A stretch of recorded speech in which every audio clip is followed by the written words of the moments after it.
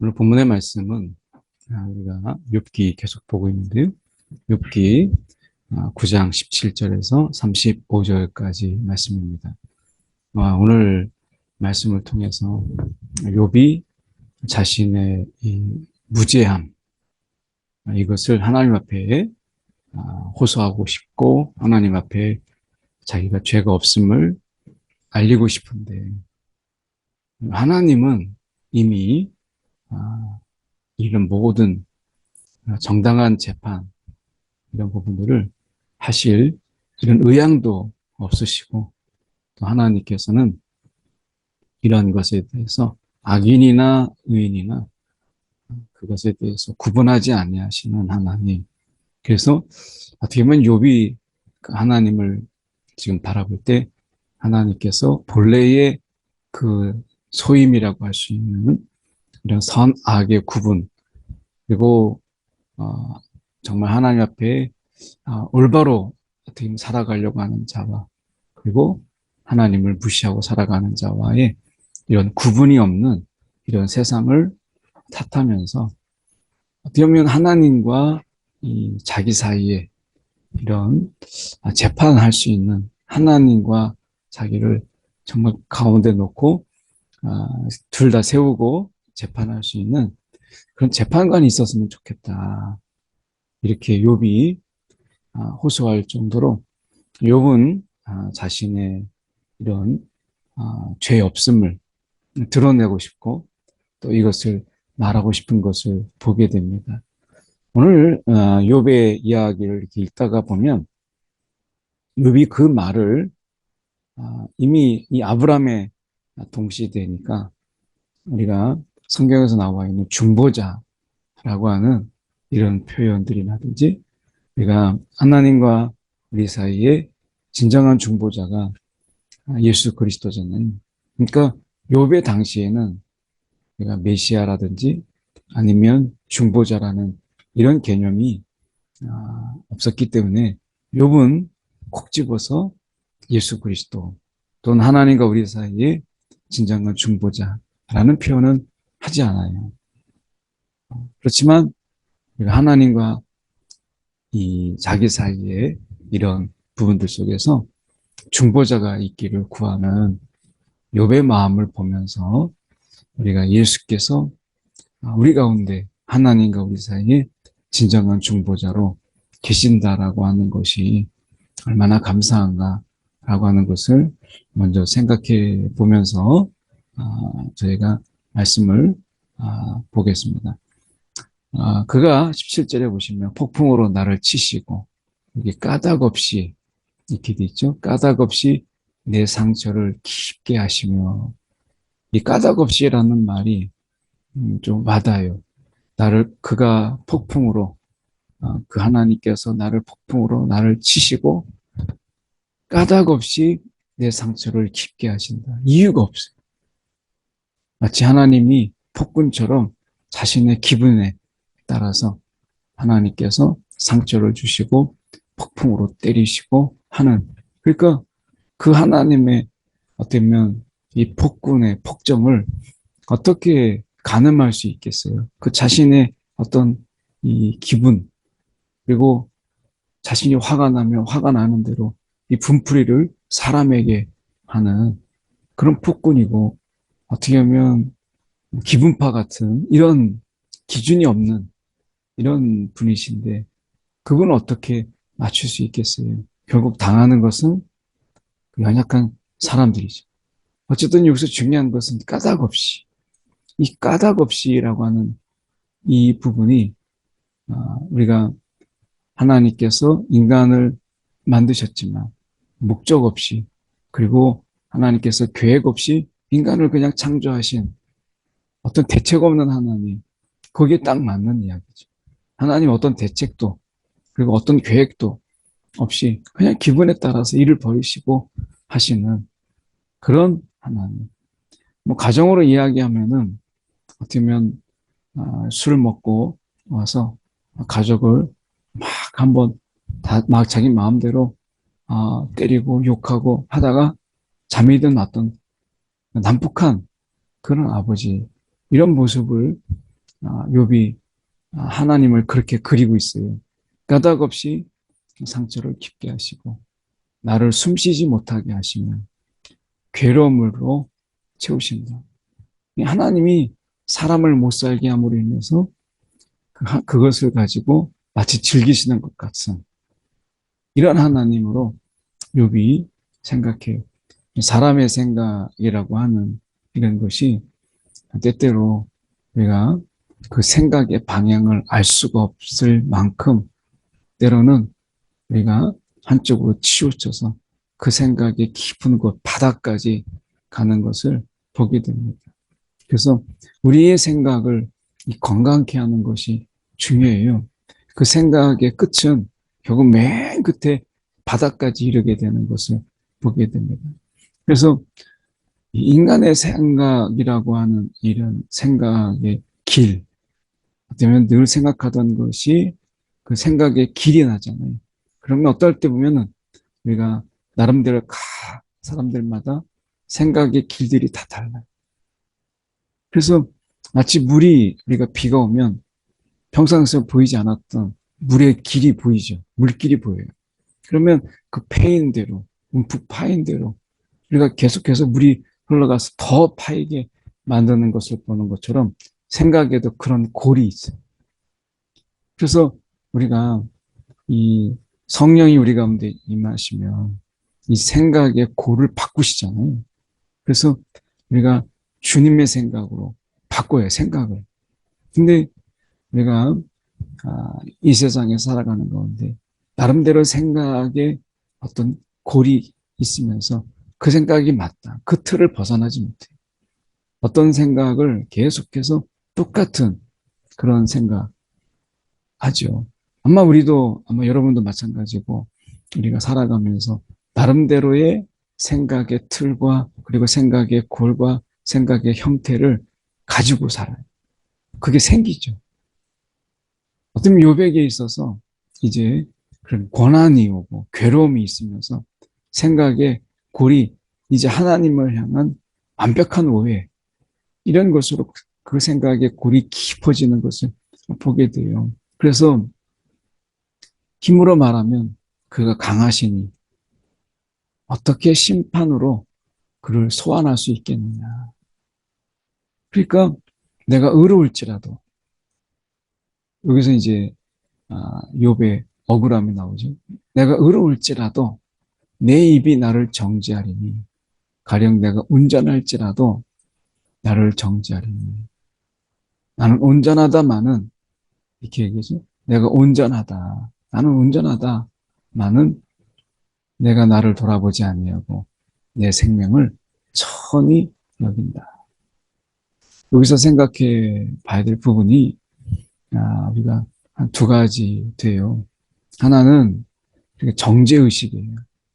정죄의식으로 우리가 늘 자신을 정죄하고 비난하고 그리고 자신을 학대하는 이러한 어떤 모습이죠. 그래서 나라고 하는 이런 존재를 우리가 여기 말씀하고 있는 것처럼 늘 자신에 대해서 가혹하게 다른 사람에게는 이제 관용적으로 우리가 대하면서 정작 나에게 대해서는 정말 가혹하리만큼 그렇게 정죄의식을 갖는 그런 분이 있잖아요. 이것도 건강하지 못한 거예요. 또 하나는 우리가 하나님 앞에서 내가 너무 완벽한 것처럼 내가 아무런 잘못이 없는 것처럼 하는 것도 잘못이죠.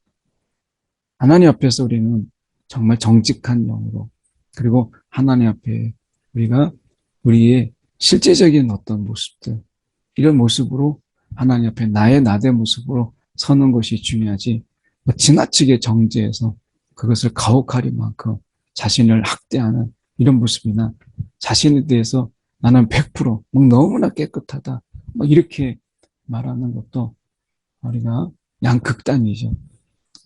제가 이렇게 만나본 중에서 한 분이 그런 얘기를 하셨어요. 자기는 평생 지금까지 거짓말을 한 번도 해본 적이 없다는. 그게 어떻게 가능하겠어요?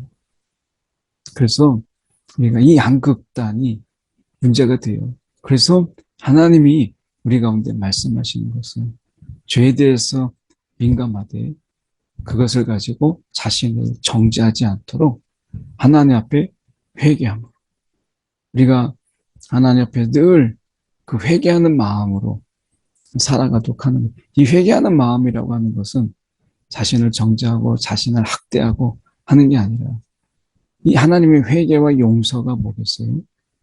우리 자신을 돌아보고 우리가 하나님 앞에서 그 용서함 앞으로, 하나님 용서하시는 그 하나님, 그리고 우리는 늘 죄에 대해서 우리가 민감하며 회개하는 마음. 그래서 이 회개하는 마음과 주님의 용서하는 마음이 우리를 하나님 앞에서 정직하고 있는 그대로를 하나님 앞에 내어드리는 일을 하는 거예요. 그래서 하나님의 그런 이 부르심, 그리고 하나님의 용서, 그 앞에 우리는 회개하는 마음으로 우리의 삶을 돌아보는 이런 것이 우리가 하나님 앞에서 우리가 정직하게 서는 것이죠. 특히 우리는 성령의 역할을 너무나 잘 알고 있어요. 성령의 역사는 우리를 책망하세요. 의에 대해서, 죄에 대해서, 심판에 대해서 우리가 하나님께서 우리를 책망하시는 분이시기 때문에 우리가 미처 깨닫지 못하는 부분이라도 성령이 깨닫게 하세요. 그래서 우리가 죄에 대해서 민감해야 되지만 지나치게 우리 자신을 죄인으로 몰아세워서 무조건 죄, 조금만 무슨 일이 있어도 죄라고 생각하는 이런 부분에 대해서 우리를 자유케 하시는 것이 성령이에요. 성령이 우리를 책망케 하심을 통해서 우리 스스로가 너무나 완벽하게, 너무나 온전하게 스스로를 자학하는데 이르지 않도록 우리 가운데 도우시는 이가 성령이십니다. 그래서 오늘 성령의 그 책망에 대해서 민감하면, 그리고 그 책망 앞에 우리가 회개하는 것, 이 마음만 있으면 우리 스스로가 우리가 알지 못하고 깨닫지 못하고 부지불식간에 죄를 지을 수 있는 그런 가능성 때문에 우리를 지나치게 자학하는 것은 결코 하나님의 뜻이 아니다라고 하는 거예요. 그래, 우리가 얼마나 감사한 거예요. 욥은 지금 자기를 끊임없이 정죄하고 그리고 억울하게 하고 하소연하는 게, 자기는 온전하다. 예수 외에는 온전한 자가 없죠. 그러나 욥이 지금 이야기하고 있는 것이, 적어도 이런 하나님의 연단이 이런 세상에서 인과율의 어떤 관점에서 내가 죄가 있기 때문에 하나님이 벌하시는 것이다 라고 하는 것은 정말 아니다 라는 이 억울함, 이게 있어요.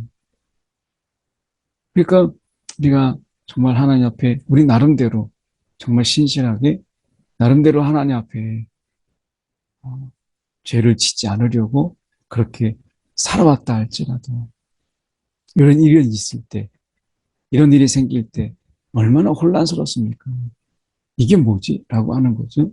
이런 속에서 욥의 답답함을 지금 호소하고 있어요.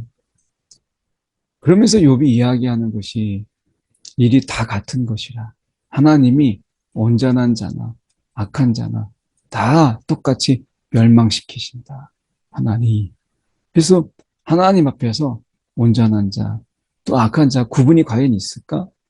그리고 그들에게 재난이 닥쳐서 죽을지라도 무지한 자의, 그 죄 없는 자의 절망, 그것에 대해서 하나님이 비우시습니다.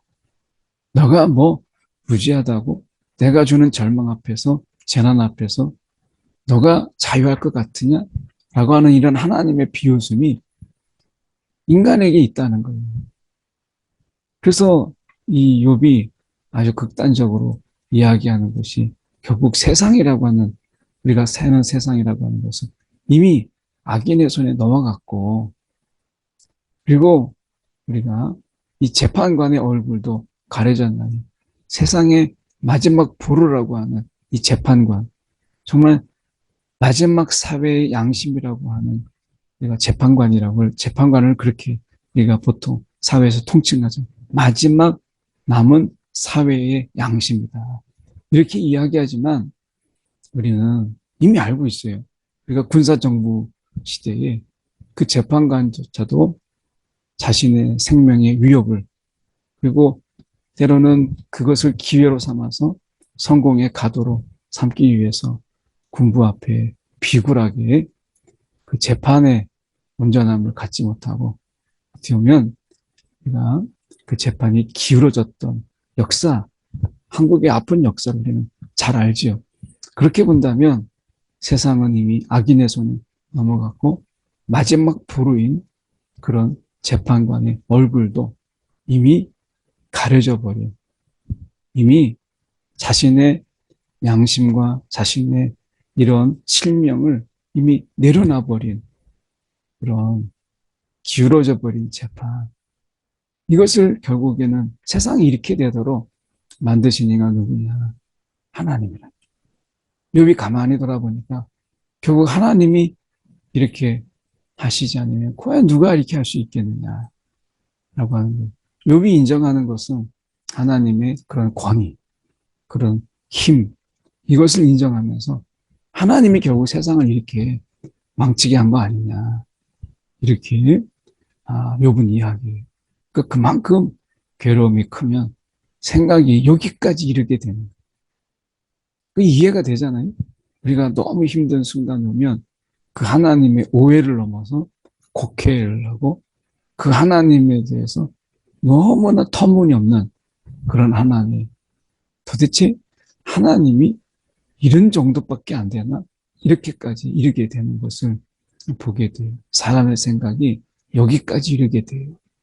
그래서 나의 날이 경주자보다 빠르고, 그래서 복을 셀 수도 없고, 지나가는 것이 빠른 배같이 먹이에 날아가는 이 독수리와도 같다.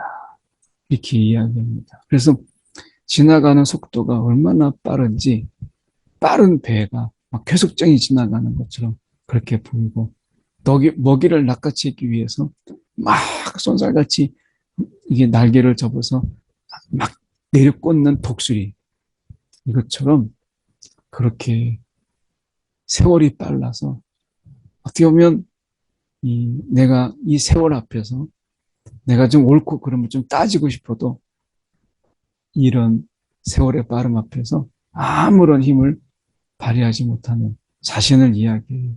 그래서 불평을 잊고 얼굴빛을 내가 고쳐서 즐거울 모양으로 내가 한다고 해서 내가 불평도 다 잊어버리고 하나님 앞에서 내가 아무 일이 없는 것처럼 그렇게 즐거운 모양을 한다고 해도 결국에는 내게 고통이 임하리니, 모든 고통이 내게 그래도 임할 것이니 내가 죄가 없다고 한들 그게 무슨 의미가 있겠느냐. 내가 정죄함을 당할진대 내가 어찌 수고하리까. 내가 불평을 잊고 얼굴을 고쳐서 즐거운 모양을 한다고 한들 그것을 내가 정죄함이 없겠느냐. 이것을 보고서도 우리가 고통을 더할 뿐이요 나에게 죄가 있다고 하실 리가 하나님인데 그게 헛된 수고를 내가 뭐하러 하겠느냐, 이렇게 얘기하는 거죠. 그러면서 인간이 갇히게 되는 이런 상황이 있을 때 인간은 결국 금욕이라고 하는 곳으로 가게 되잖아요. 욥이 이야기합니다. 눈 녹은 물로, 그 찬물로 몸을 씻고 잿물로 손을 깨끗하게 할지라도 하나님께서 나를 다시 시궁창에 그 개천에 빠지게 하리니 내 옷이라도, 내가 입은 옷이라도 나를 싫어하리라. 너무 이 표현이 그대로 느껴지잖아요. 내가 아무리 옷을, 그러니까 내가 몸을 씻고 잿물로 내 손을 깨끗하게 할지라도 하나님이 나를 밀어서 개천에 빠지고 흙탕물에 나를 빠지게 할 텐데 내가 입은 옷이라도 정말 나는 너를 떠나고 싶다, 뭐 이렇게 말하지 않겠어요? 그러니까 욥이 이 정도까지 하나님에 대해서 이미 세상은 악인의 손에 넘어갔다. 이제 하나님의 영역이 아니다. 막 이렇게 이야기하는 거예요. 이 세상은 이미 하나님의 영역이 아니다. 우리가 신약적으로 봤을 때도 이 세상은 악이 지배하는 세상이고 죄의 지배가 가득한 세상이죠. 공중의 권세 잡은 자가 이 세상을 다스리는 그 영적인 존재가 이 세상을 다스리니 누가 우리를 건지겠어요? 이미 세상은 우리가 악인의 손에 그리고 타락한 천사의 손에 다 사로잡힌 그 거짓의 영에 속이는 영에 사로잡힌 이 세상. 그래서 속임이 난무하고 거짓이 가득한 이런 세상 속에서 정직하게 행하고 하나님 앞에 온전하게 행함이 무슨 의미가 있겠느냐. 세계관에 완벽한 이런 왜곡이 요백이 있었죠. 결국 이 세상을 어떻게 바라보느냐. 결국 욥은 이 자신의 고난을 통해서 이 세상을 바라보는 세계관이 완전히 바뀌어버렸어요. 세상은 악인의 손에 넘어갔다. 그렇다면 우리가 믿는 자가 또 하나님의 백성이 이 세상에서 산다고 한들 우리가 고통만 더할 뿐이고 괴로움만 더할 뿐이다.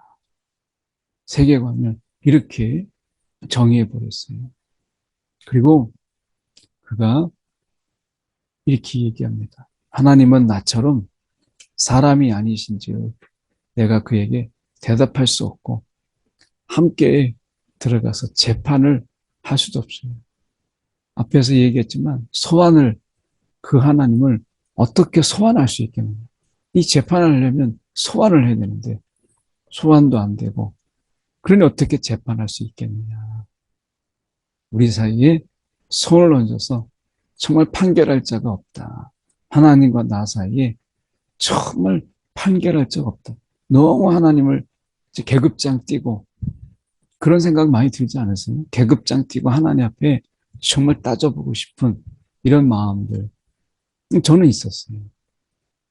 예. 사역하면서 너무나 억울하고 되면 비인격적으로 대우를 받을 때 야, 정말 하나님 앞에 이렇게 하려고 나를 부르셨나 싶어서 하나님 앞에 계급장 띄고 정말 따져보고 싶은 아마 여러분도 아마 그런 순간이 있잖아요. 계급장 띄고 그리고 부대에서 이 계급장 띄고 한번 맞짱 뜬다라는 이 표현이 정말 상급자가 아니면 이게 정말 잘못된 부분이고 억울한 게 많은데 이 계급장 때문에 이 계급장에 숨어요. 이 정말 악한 자들은 이 계급장 뒤에 숨어서 온갖 악행을 다 범합니다.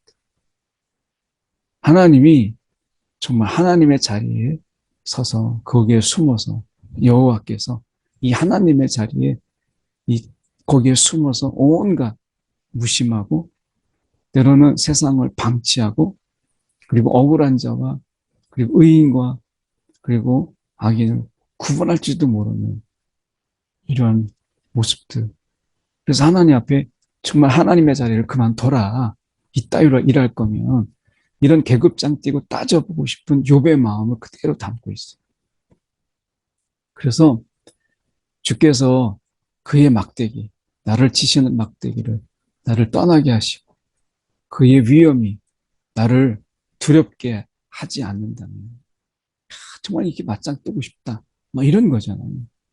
그리하시면 이렇게 막대기를 내게 떠나게 하시고 하나님이 정말 근엄하게 막 위엄을 가지고 나를 막 쳐다보시는 그 눈빛, 그 강렬한 눈빛이 나를 두렵게 만드는 마치 여기서 말이 위험이지 지나가던 깡패가 막 같이 무리를 지어 가다가 막 살인할 것 같은 이런 눈빛으로 바라볼 때 얼마나 두렵겠어요. 하나님이 그런 눈빛을 거두시고 막대기를 거두셔서 계급장을 떼고 하나님 앞에 내가 말할 수 있다면 그렇다면 내가 두려움 없이 말하리라. 내가 정말 그렇게 말하고 싶습니다. 라고 하는 거죠. 여기에서 하나님과 욥의 사이에 판결자, 이 판결자라고 하는 것이 우리로 이야기할 때는 중보자 예수 그리스도 그분을 이야기하는 것이죠. 그래서 우리가 하나님과 우리 사이에 이렇게 억울함이 없도록 중보자 대신 예수께서 우리가 그 심판의 자리에 우리를 변호하고 우리를 대신해서 말씀해 주시고 또 증인이 되시는 이 모든 것 중보자 되시는 예수 그리스도. 지금도 하나님 우편에 앉으셔서 우리를 위하여서 중보를 하시는 예수 그리스도. 끊임없이 우리를 변호하시고 우리를 편에 서서 말씀하시는 그 하나님을 우리는 곁에 두고 있는 거예요. 그게 예수 그리스도이십니다. 우리가 말할 수 없는 그런 탄식 가운데 있을지라도 주님은 우리를 위하여 중보하시는 분이시다 라고 하는 것 내가 기억하면서 우리가 이 시간에 한 두 가지 우리가 기도하기를 원합니다. 오늘 하나님에 대해서 어떤 세계관을 가지고 계십니까? 오늘 욥처럼 세상을 악인의 손에 우리가 내던져 버린 무책임한 하나님 그런 분이 아니신 것을 우리는 잘 알죠. 우리가 하나님을 하나님으로 우리가 알게 하여 주옵소서. 하나님께서 하나님 되심을 내게 보여주옵소서. 우리 하나 기도하시고 오늘 중보자 되신 예수 그리스도 그분이 우리와 함께 있음을 인하여 감사하는 두 가지 기도 함께 같이 드리겠습니다. 네, 사랑이 많으신 하나님 아버지 주님 시간에 기도합니다. 오늘도 우리에게 하나님이 하나님 되심을 그 선하고 온전하시고 의로우신 그 하나님 오늘도 하나님이 하나님 되심을 우리 가운데 친히 보이시는 주님 오늘도 성령을 통하여 우리 가운데 말씀하시고 그 하나님에 대해서 깨닫게 하시고 우리의 왜곡되고 비틀어진 하나님에 대한 생각을 바꾸시는 하나님 오늘도 성령 하나님으로 인하여 주님을 우리가 온전하게 바르게 주님 바라보게 하여 주옵소서. 오늘도 성령의 인도함을 받는 하나님 귀한 우리의 삶이 되게 하여 주옵소서.